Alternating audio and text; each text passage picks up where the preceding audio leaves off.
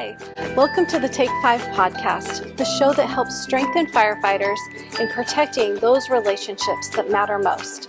I'm your host, Lee Sullivan, licensed mental health counselor and certified emotionally focused therapist. I'm so glad you're here today.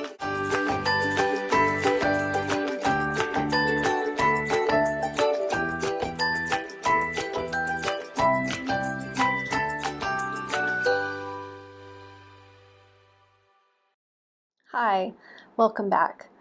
Last week I shared with you about the attachment patterns of my sons, and I shared that my youngest son specifically had avoidant, possibly ambivalent attachment patterns, meaning he would be held by anyone without crying, and he was not attached to anyone, including his dad and myself.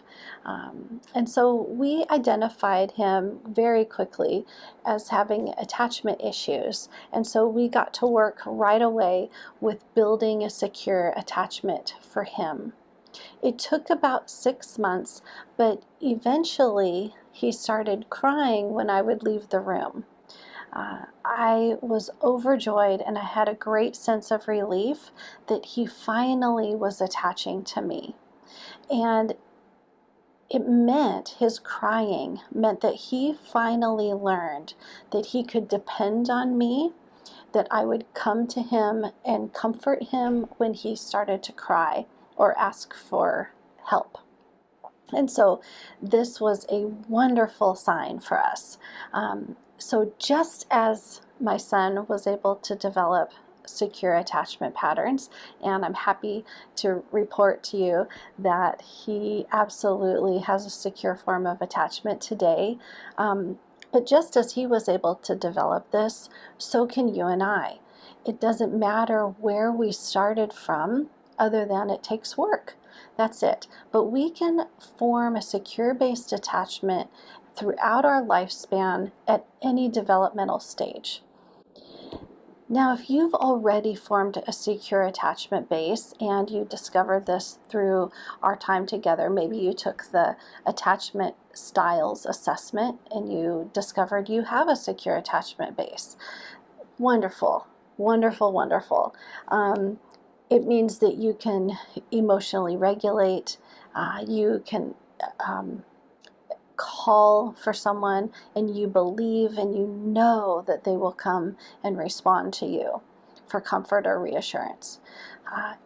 It also means that you can continue to expand your emotional world.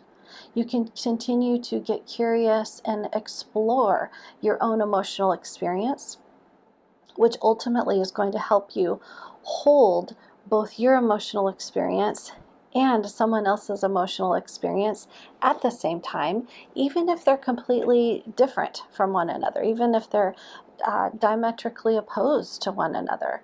It creates this flexible thinking, this flexibility within yourself to hold someone else's experience while you can hold your own. If you have an intimate partner at home, I would encourage you to find a Hold Me Tight for Couples workshop that's local to you.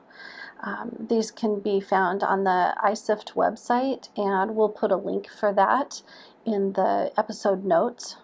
But you can continue building and growing your secure attachment as a couple through these Hold Me Tight workshops. They're a fantastic resource. If you discovered through the attachment styles assessment that you have an anxious, avoidant, or even ambivalent form of attachment, you are certainly not alone.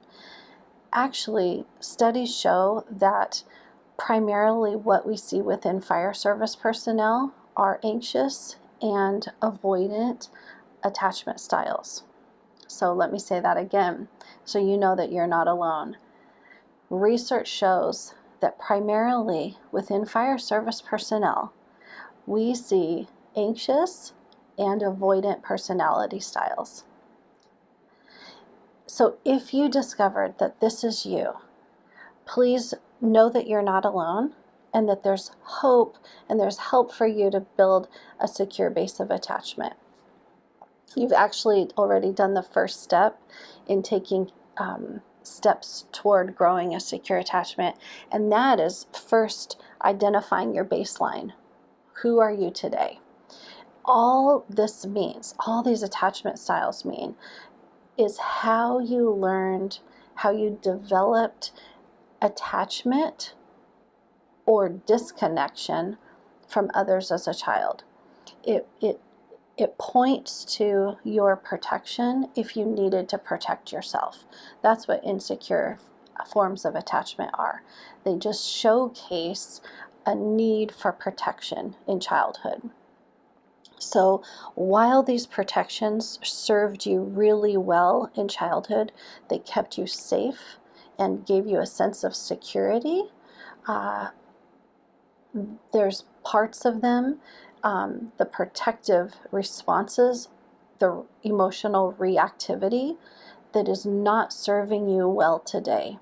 And if you have a safe person at home, then certainly you realize that your protective responses from the past are affecting and impacting your current relationship, and it's probably causing disconnection at home. And the reason it's causing disconnection at home is because those same protections that you needed in another setting in childhood, you no longer need with your safe person at home. And so you can develop a secure form of attachment within yourself and within your safe person, with your safe person at home. And actually, it will help all of your relationships, personal as well as your professional relationships. So remember that secure attachment is formed as a baseline of emotional awareness. So we need this as a first step. And to increase our emotional awareness for today, we're going to talk about empathy and validation. These help you have an understanding and a clarity of your own emotional experience, and especially in intense emotions. The next time you're hit with a wave of emotion and you're having trouble identifying what you feel, or you might feel numb, that's okay too. That's a feeling actually, but you might feel numb and have a difficult time identifying other emotions. Try using parts language. For example, part of me feels worried, nervous, scared, fearful. And another part of me feels safe, confident, comfortable, secure. Using parts language and developing curiosity help to discover your emotional experience and identify it more clearly. Helps to distill out what you're actually experiencing. You can use curiosity in a way where you ask yourself questions or you wonder about yourself. I wonder if part of me right now feels nervous to go talk to that person. And another part of me feels like, yes, I need to go talk to them. Part of me feels comfortable talking to them because I know them, they're part of my crew. And there's another part of me that's nervous because I could experience rejection. Don't judge your emotions when you discover them or when you feel them. Instead, try to accept them as they are, and reassure yourself that it actually makes sense that you feel this way. There's something about the current moment that is similar enough to an experience you've had in the past that causes you to feel fearful. It may not make sense in the current moment if you only look at that. But if you look at your past experiences, you can usually try to figure out that they look similar enough, or you've had another experience that causes you to be fearful in this moment. And so if you can accept your current experiences, know that they make sense actually if you follow them far enough, if you investigate them long enough, you can make sense and make order of your emotional experience. Feeling it does not mean that you have to react to it. Actually, allowing yourself to connect with your emotional world helps you to regulate it so that the wave of emotion isn't quite so large and overwhelming. So, follow these 3 steps when a wave of emotion hits. Use parts language to help identify your different aspects of yourself. Part of me feels this, and part of me feels that. Get curious about your feelings. It will help you distill them down and get really clear on what you're feeling. Accept your emotional experience without judgment. Practicing these 3 steps will help increase your empathy and your validation. And when you do that for yourself, you will be able to do that for others. No matter what attachment patterns you have today, you can either strengthen or you can build secure attachment patterns for tomorrow. Following these 3 steps when the wave of emotion hits will help you to increase empathy and validation for yourself, which ultimately will help you to increase empathy and validation for others. Thank you for joining me today as we wrap up our series on discovering your attachment patterns. If you learned something useful from this podcast, please like us and subscribe so you don't miss future episodes. And if you have topics or ideas that you would like me to research and post on, feel free to list those in the comments. I'd love to hear from you. Join me again next week as we practice the secure attachment patterns that produce resilience. For a list of references used in today's episode, please visit our website at take5withlee.com.